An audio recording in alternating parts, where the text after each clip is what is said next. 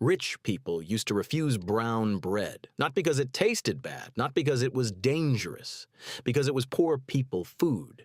And today, people pay premium prices for almost the same thing. Whole grain, stone ground flour, ancient grains, seeded sourdough. The rougher, darker, more handmade it looks, the more expensive it often feels. So this is not just a bread story. This is a story about how humans decide what luxury means. Because we keep doing this. Lobster was once low-status food in parts of North America. Oysters were cheap street food, popcorn was fairground food, and brown bread was the food wealthy people tried to avoid. Then the story changed, and once the story changed, the price followed. So the real question is not why did brown bread become popular? The real question is, how did poor people's bread become rich people's bread? For most of history, bread was not optional. Bread was survival. Kings ate it, farmers ate it, soldiers ate it, servants ate it. Almost everyone depended on it, but not everyone ate the same kind. The bread on your table said something about your place in society, and this is where the status game begins. Wheat grain naturally has different parts: the outer layers, the nutrient-rich germ, and the soft, starchy center. If you keep more of the grain, the flour becomes darker. The bread becomes heavier, denser, rougher. That was everyday bread, worker bread, farmer bread, bread made to fill you up and keep you moving. But if you removed the darker parts of the grain, the flour became whiter. The bread became softer, cleaner looking. And because that took more processing, it cost more. So maybe the rich were not being completely random.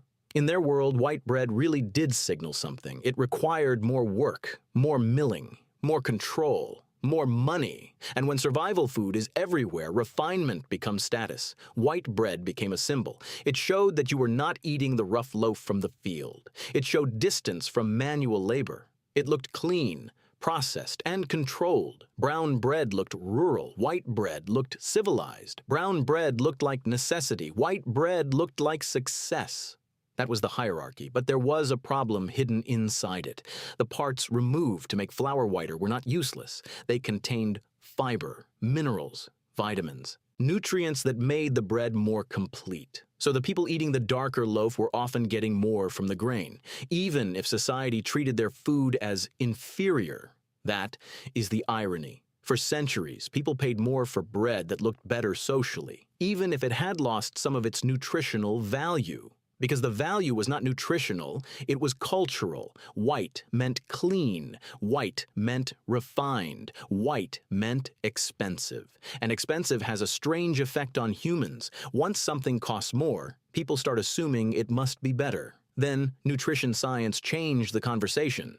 People started learning more about fiber, vitamins, minerals, and digestion, and suddenly the old bread hierarchy started to look different. The rougher parts of the grain, once seen as something to remove, then became something to keep. Whole grains became associated with health. Darker loaves started to gain a new image: not poor, natural, not rough, wholesome, not backward.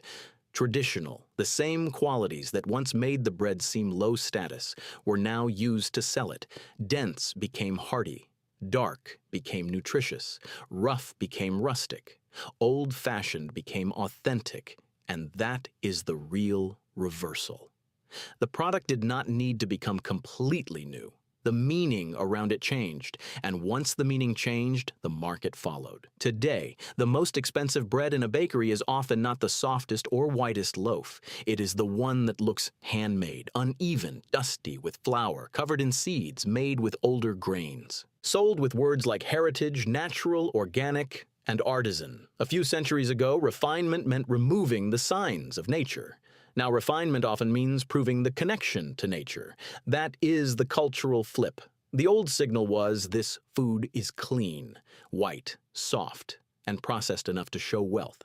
The new signal is, this food is earthy, traditional, minimally processed, and authentic. The behavior is still familiar. People are still buying meaning. Only the meaning changed. And this is why brown bread is such a good example. It exposes how unstable status really is. Luxury often pretends to be permanent, but it rarely is. What one generation rejects, another generation rediscovers. What once looked cheap can later look authentic. What once looked poor can later look pure. And the uncomfortable part is this: If brown bread could move from poor food to premium food without changing much, then how many things around us are only valuable because the story says they are? That is what happened here. Darker bread was once associated with people who had no choice. Then it became associated with people making a choice. That distinction changed everything. The bread of necessity became the bread of taste. The loaf, once linked to poverty, became linked to health. The thing wealthy people once avoided became something they now pay extra to find. So the next time you see a dark, dense artisan loaf sitting in a bakery window with a premium price tag, remember what it used to represent. For most of history, that was not luxury bread. It was worker bread, farmer bread, survival bread, bread people ate because it was practical, filling, and available. Then the story changed. Health became status. Authenticity became status.